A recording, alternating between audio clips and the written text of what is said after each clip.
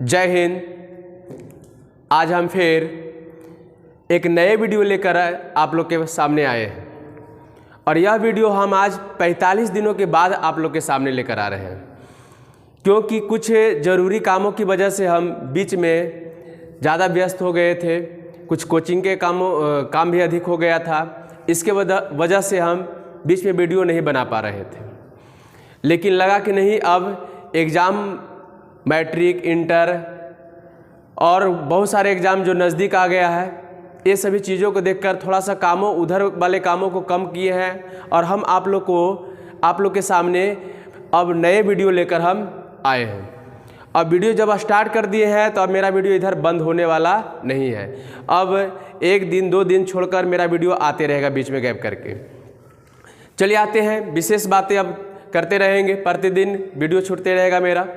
चलिए, आज जो वीडियो हम लेकर आए हैं ये बायोलॉजी का एक विशेष टॉपिक है जो इंटर के एग्ज़ाम के हिसाब से और मैट्रिक के एग्ज़ाम के हिसाब से और या कंपटीशन हो, ये सभी एग्ज़ामों के हिसाब से महत्वपूर्ण माना जाता है, महत्वपूर्ण है भी। क्लियर? चलिए आगे बढ़ते हैं। यह वीडियो है क्या? तो आज का जो विशेष टॉपिक है वो पुष्प। पुष्प को इंग्लिश में क्या बोलते हैं? फ्लावर। और पुष्प को या फिर हम क्या कहते हैं? फूल भी कहते हैं।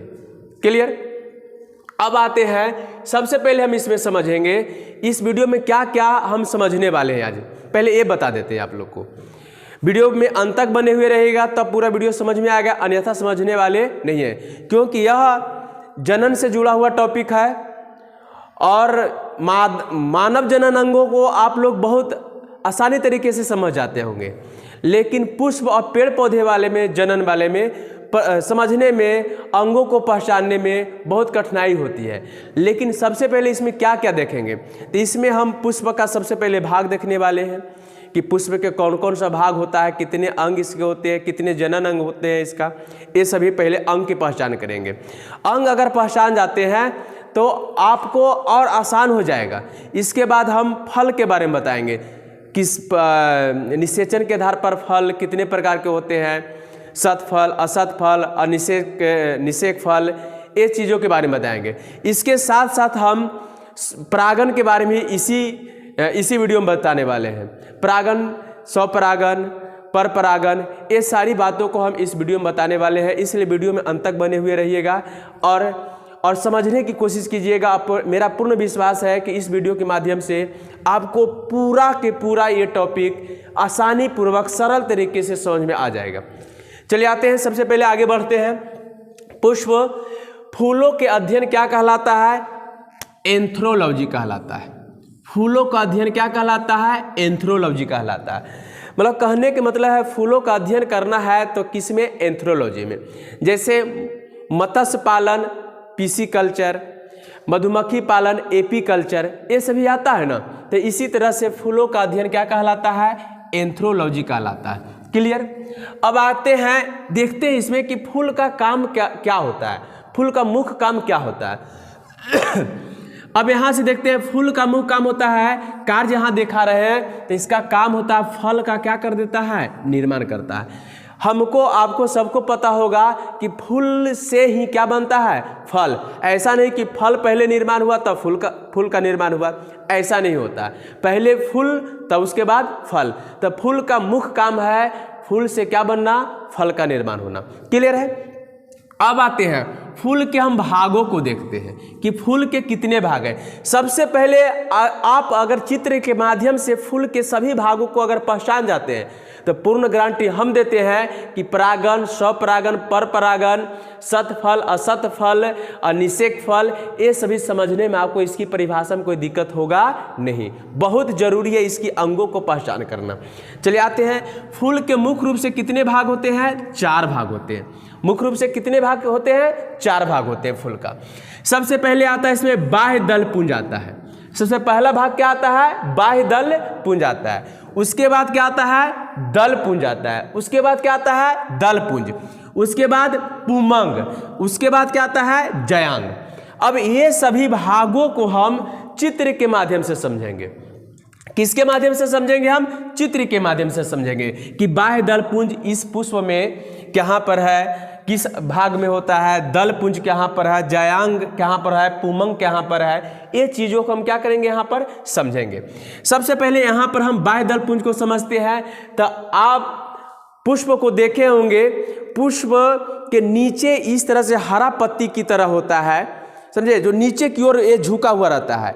पुष्प जहाँ से शुरू होती है वहीं से वो नीचे की ओर झुका हुआ रहता है। जब पुष्प जो होती है कली के रूप में रहता है तो उसको ढकने की भी काम करता है, वो हरा पत्ती जैसा होता है। जो पुष्प जब छोटा रहेगा, कली के रूप में रहेगा, तो ऊपर से वो हरा जो होता है, जो बाह्य दल पुंज होती है, उसको ढके हुए रहता है ऊपर से। लेकिन जैसे जैसे वो कली फूल में बदलना शुरू होता है तो वो धीरे धीरे जो हरा पत्ती होता है इस तरह से नीचे की ओर क्या होता है, खुल जाता है और नीचे की ओर गिरना शुरू हो जाता है। तो यही बाह्य दल पुंज। देखिए इसमें हम ये चीज़ यहाँ पर दिखाने की कोशिश की है। ए पुष्प का जो नीचे वाला भाग होता है, ए नीचे वाला जो ये हरा आपको दिखेगा, ये हरा रहता है, समझे ना। ये नीचे वाला जो भाग होता है, ये पूरा नीचे वाला जो भाग होता है, यही क्या कहलाता है, बाह्य दल पुंज है। एक कौन सा आता है इसमें, बाह्य दल पुंज है। क्लियर, बाह्य दल पुंज। पुष्प के नीचे इस तरह से झुका हुआ रहता है, हरा रहता है। जब कली पुष्प जब कली में रहता है, कली की अवस्था में रहती है, तो यही जो हरा पत्ती जो होता है बाह्य दल पुंज रहता है, जो उसको ढके हुए रहता है। लेकिन जैसे जैसे वो कली से फूल बदलता है तो धीरे धीरे हरा पत्ती जो बाह्य दल पुंज होता है वो धीरे धीरे खुलता है और नीचे की ओर इस तरह से क्या होता है, इस तरह से क्या झुक जाता है नीचे की ओर, ये हरा होता है। जब कली के रूप में रहता है तो प्रकाश संश्लेषण के द्वारा भोजन, कली को भोजन देने के काम यही करता है। ये हर हमेशा हरा रहता है। इसी को हम क्या कहते हैं, बाह्य दल पुंज कहते हैं। इसी को हम क्या कहते हैं, बाह्य दल पुंज कहते हैं। क्लियर हो गया। बाह्य दल पुंज किसे कहते हैं, जो हरा पत्ती नीचे इस तरह से लटका हुआ रहता है। क्लियर है ना। अब आते हैं उसके बाद क्या आया, दल पुंज आया। दल पुंज, दल पुंज होता है, देखिए दल पुंज इसमें ए वाला है, ए वाला भाग क्या कहलाता है, दल पुंज कहलाता है। मतलब पुष्प का ए वाला भाग जो होता है ये दल पुंज कहलाता है, दल पुंज कहलाता है।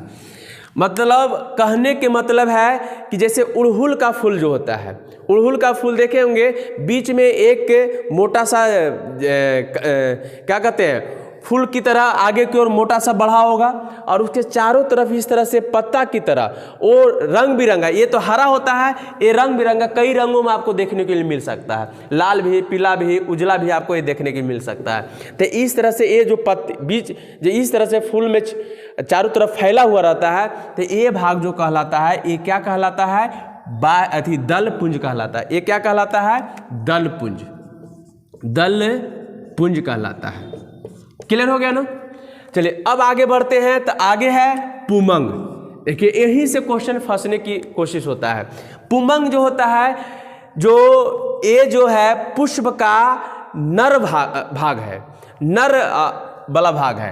पुमंग जो होता है पुष्प का क्या है, नर है, नर भाग है। पूछता है क्वेश्चन, पुष्प के नर भाग को हम क्या कहते हैं, तो पुमंग कहते हैं। पुष्प के नर भाग को क्या कहते हैं, पुमंग। और पुष्प के मादा भाग को हम क्या कहते हैं, जयांग कहते हैं। मादा भाग को हम क्या कहते हैं, जयांग। अब पुमंग को समझेंगे। पुमंग देखिए ये वाला जो इस तरह से साइड से निकलता है, ये वाला पूरा यहाँ से यहाँ जो है, यही क्या है, पुमंग है। ये मतलब नर का भाग है। ये किसका भाग है, नर का भाग है। तो ये पूरा क्या हो गया, पुमंग हो गया।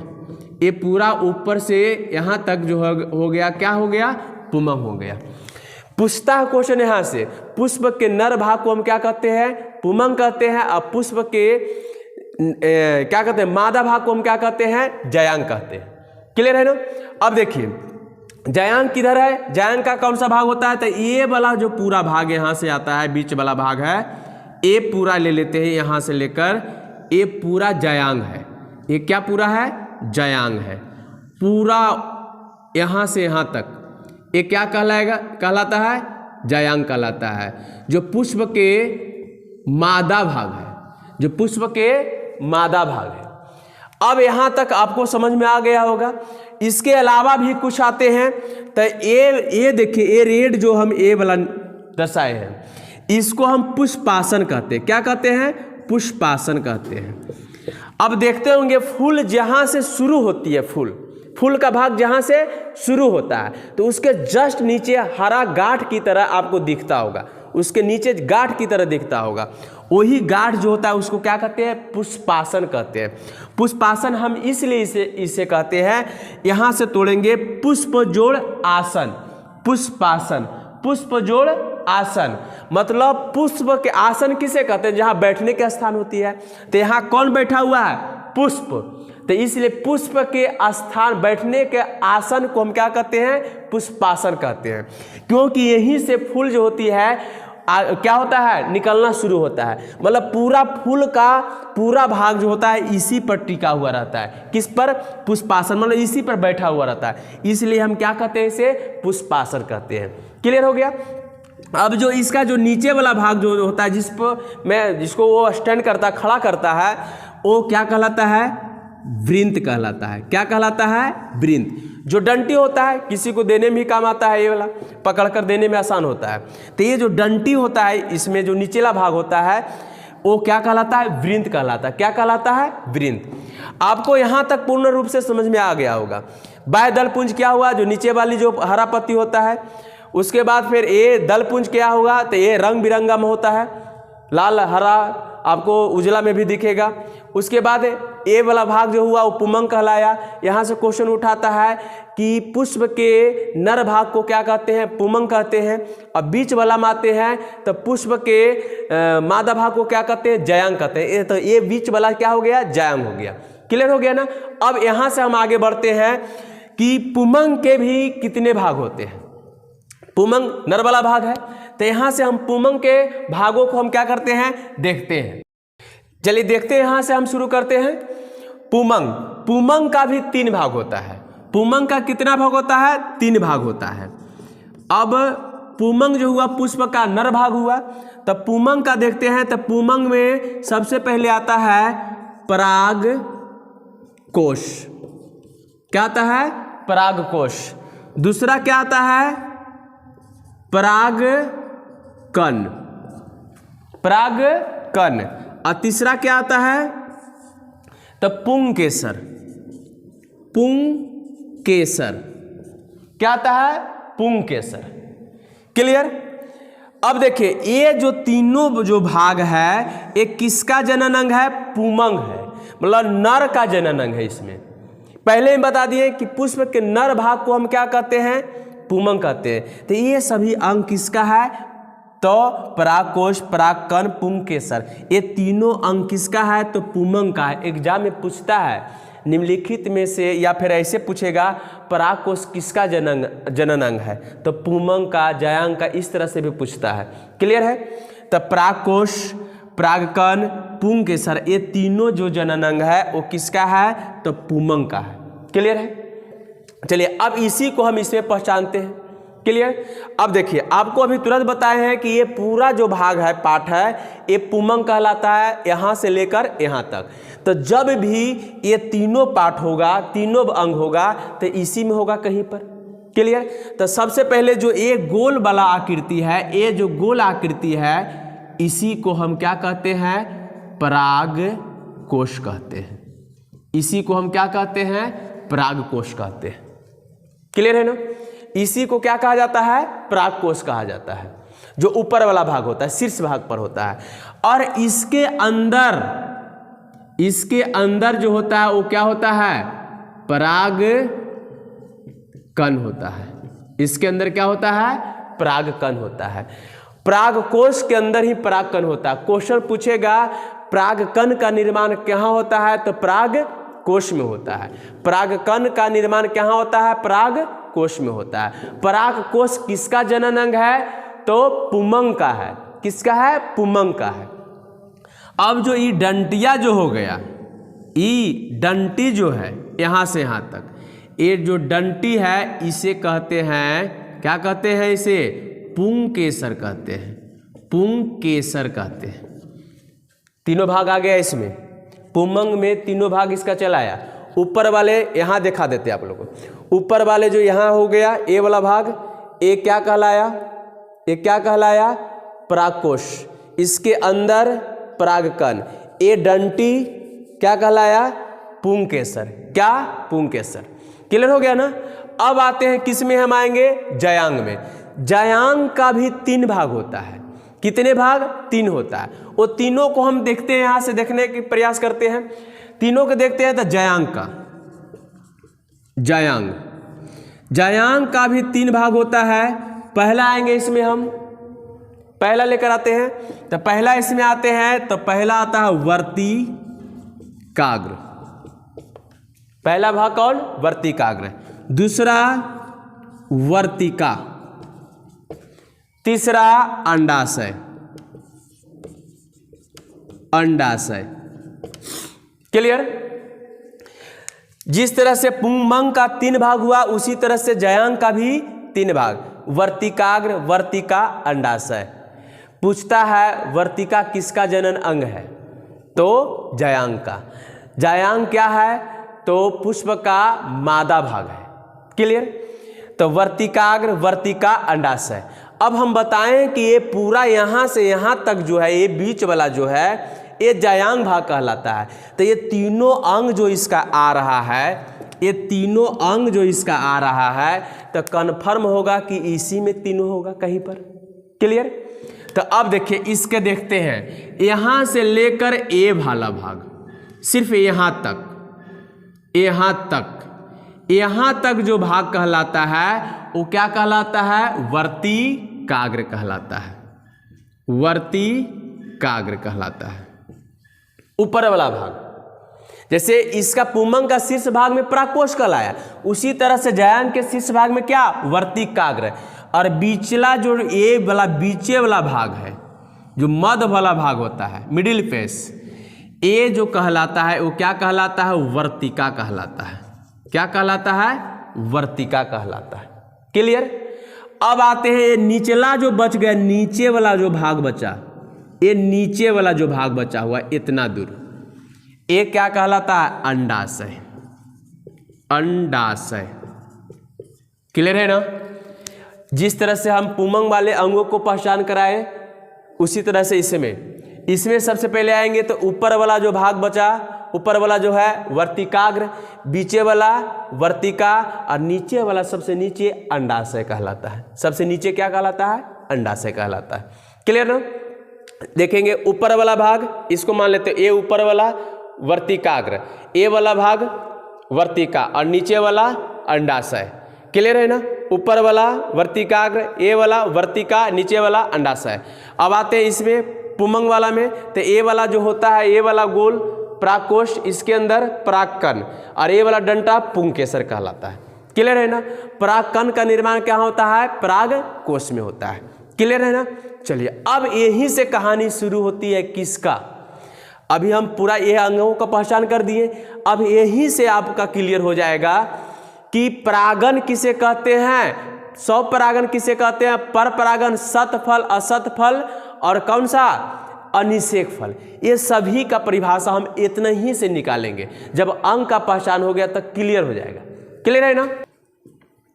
चलिए, अब हम जब सभी अंगों का पहचान हो गया, तो अब आपको यहाँ से परागन का परिभाषा, स्वपरागन, पर परागन, सतफल, असतफल, अनिषेचन फल, मतलब अनिषेक फल, ये सभी का परिभाषा समझ में एकदम बारीकी तरीके से आएगा। क्योंकि अगर ये अंगों का पहचान अगर नहीं होता, तो आपको वो परिभाषा समझ में नहीं आता कि क्या ये होता है। क्लियर है ना? चलिए, अब आगे बढ़ते हैं। तो सबसे पहले हम यहाँ पर परागन देखते हैं। किसका परिभाषा देख लेंगे? परागन का। परागन किसे कहते हैं? परागन को इंग्लिश में पोलिनेशन कहा जाता है। क्या कहा जाता है? पोलिनेशन कहा जाता है। पोलिनेशन। परागन कितने प्रकार के? 2 प्रकार के।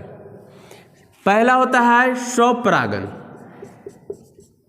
जिसको हम सेल्फ पोलिनेशन कहते हैं। सेल्फ पोलिनेशन कहते हैं। सेल्फ मतलब स्वयं, सेल्फ से ही सेल्फी बना, जो आजकल ज़्यादा करके फैशन की दुनिया में लिया जाता है। उसके बाद क्रॉस पोलिनेशन, मतलब पर परागन। पर परागन, जिसको इंग्लिश में क्रॉस पॉलिनेशन कहते हैं,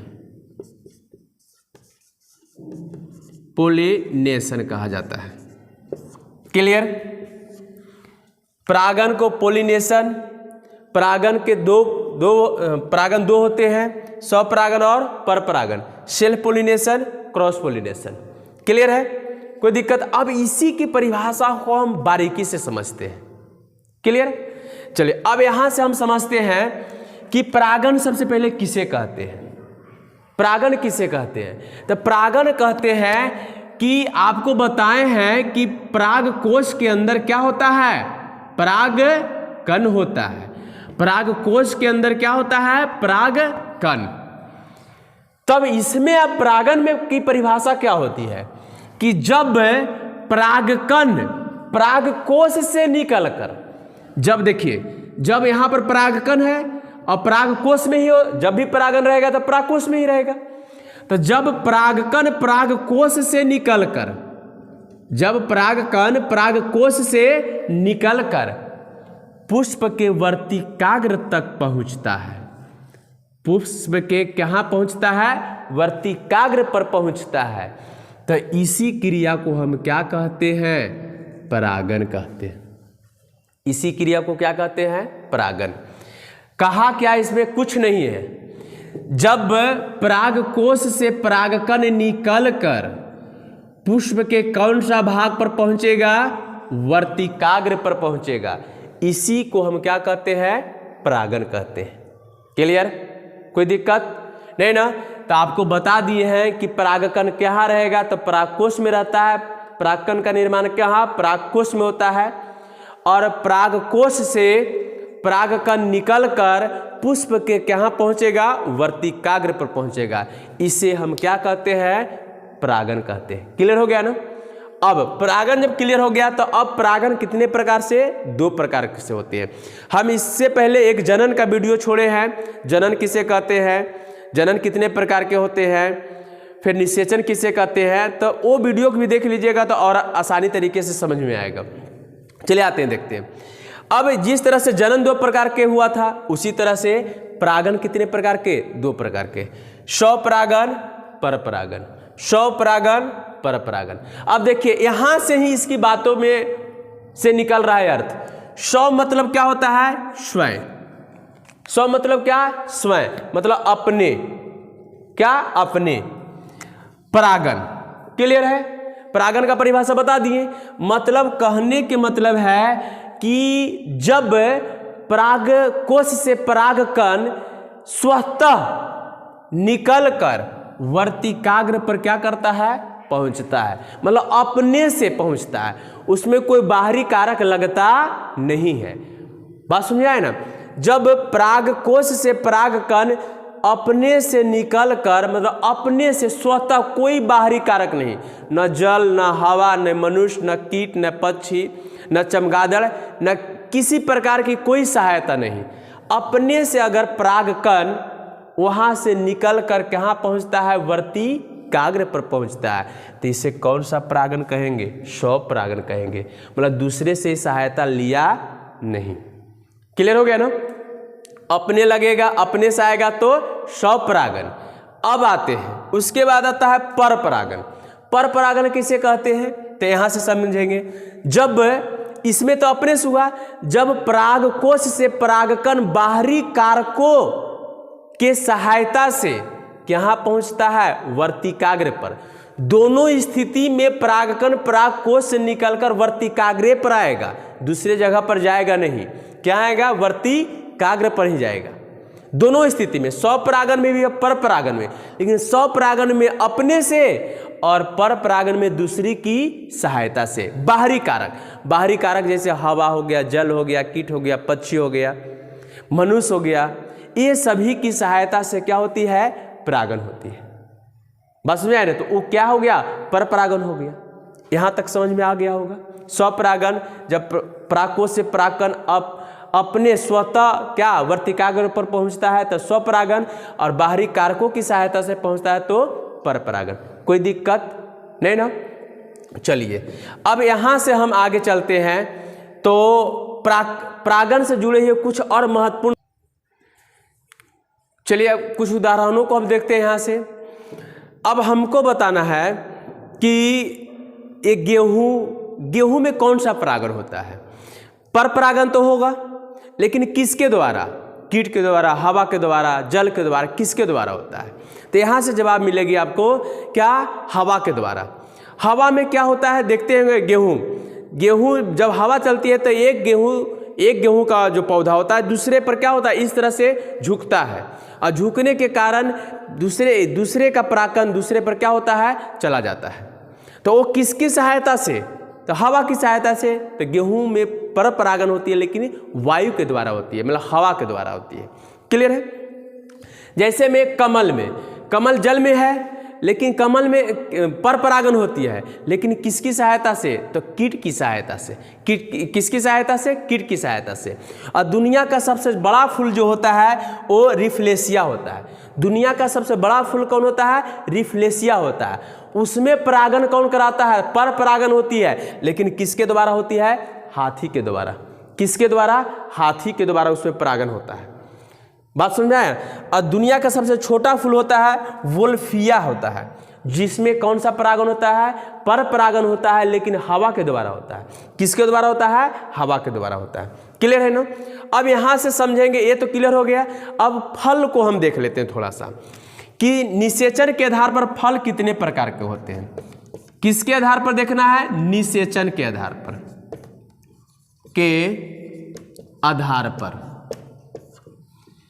निषेचन के आधार पर फल 3 प्रकार के होते हैं। पहला सत्य फल, दूसरा असत्य फल, और तीसरा अनिषेक फल।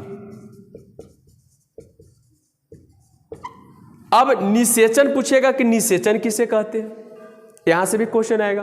तो निषेचन अंडाणु और शुक्राणु के मिलने की क्रिया को निषेचन कहते हैं। निषेचन का अर्थ होता है मेल या मिलन होता है, इतना समझना है। कहा निषेचन के आधार पर फल कितने प्रकार के? 3 प्रकार के, सत्य फल, असत्य फल, अनिषेक फल, या अनिषेचन फल भी कह सकते हैं। क्लियर? अब देखिए, जब परागकोश से परागकण डायरेक्ट कहाँ आती है? अंडाशय में आती है। कहाँ आती है? अंडाशय में आती है। अंडाशय में आकर अगर अंड से मिलकर फल का निर्माण करती है, कहाँ? फल का निर्माण करती है, तो ये कौन सा कहलाएगा? तो सत्य फल कहलाएगा। मतलब अंडाशय से बना फल क्या कहलाता है? सत्य फल। कहाँ आकर करेगा निषेचन? तो अंडाशय में आकर। तो सत्य फल में निषेचन क्या होता है? अंडाशय में होता है। मतलब सत्य फल में जो निषेचन होती है वो कहाँ से होती है? अंडाशय से होती है। मतलब फल का निर्माण कहाँ से? अंडाशय से होता है। क्लियर है? चलिए अब आते हैं असत्य फल किसे कहते हैं।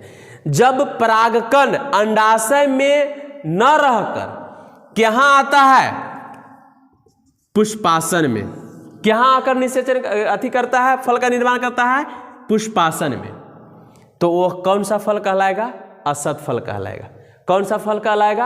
असत फल। कहाँ आकर? तो पुष्पासन में आकर। असत मतलब क्या? नियम के विरुद्ध। ये नियम के यहीं तक इसको रहना चाहिए था जी। तो ये कहाँ जा रहा है? पुष्पासन में जा रहा है, निचला हिस्सा में जा रहा है। तो अगर यहाँ चल जाएगा परागकण, यहाँ से फल का निर्माण करेगा, असत फल कहलाएगा। तो इसमें कहाँ होता है? तो पुष्पासन में होता है। पुष्पासन में। असत फल का निर्माण कहाँ से? पुष्पासन से। अब आते अनिषेक फल। अनिषेक फल मतलब बिना निषेचन का फल। कौन सा फल? बिना निषेचन का फल। चलिए तो बिना निषेचन का फल देखते हैं। जब परागकण यहीं पर आकर रुक जाता है और यहीं से फल का क्या कर देता है? वर्तिकाग्रे से फल का क्या कर देता है? निर्माण कर देता है।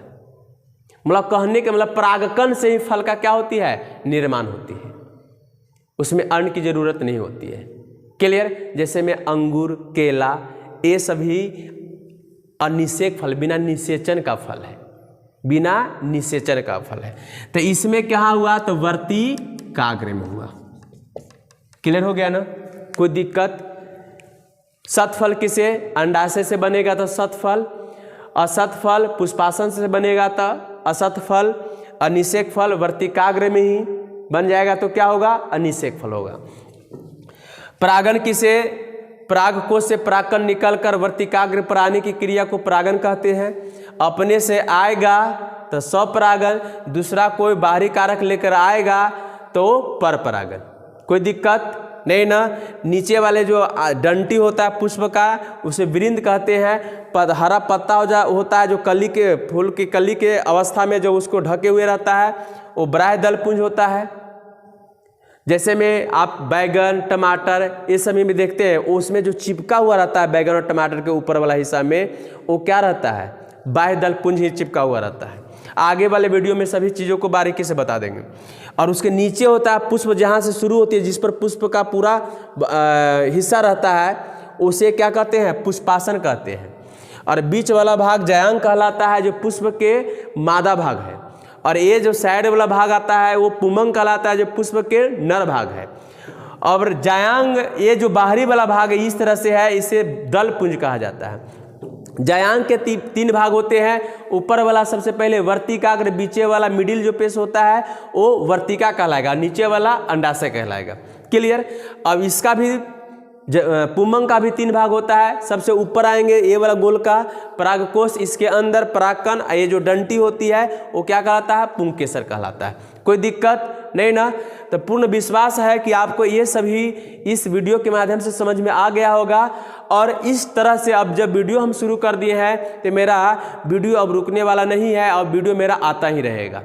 तो आप लोग कमेंट बॉक्स में कमेंट करके बताइएगा कि अगला हम किस चीज़ का वीडियो लाएं और उस पर हम वीडियो बनाएंगे कन्फर्म। और वीडियो मेरा आना शुरू हो गया तब रुकने वाला नहीं है।